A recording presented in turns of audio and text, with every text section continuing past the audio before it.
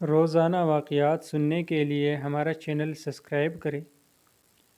ایک بار 50 لوگوں کے گروپ نے ایک سیمینار میں شرکت کی۔ اچانک مقرر خاموش ہو گیا اور ایک گروپ ایکٹیویٹی کرنے کا کہا گیا۔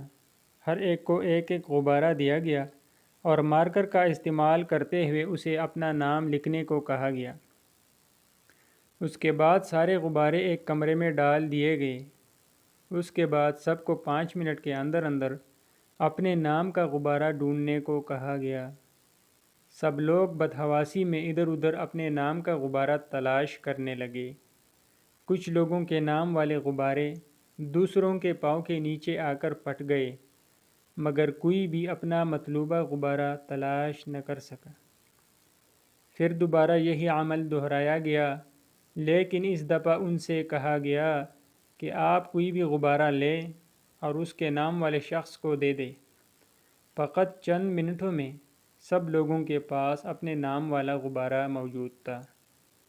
مقرر نے سب کو مخاطب کیا اور کہا، بالکل اسی طرح ہماری زندگی ہے۔ ہم بدحواسی میں اپنی خوشیاں ڈھونڈتے ہیں۔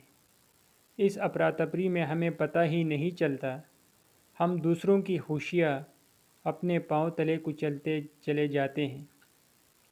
ہم لوگ یہ نہیں سمجھتے ہماری خوشیاں دوسروں کی خوشیوں سے وابستہ ہے۔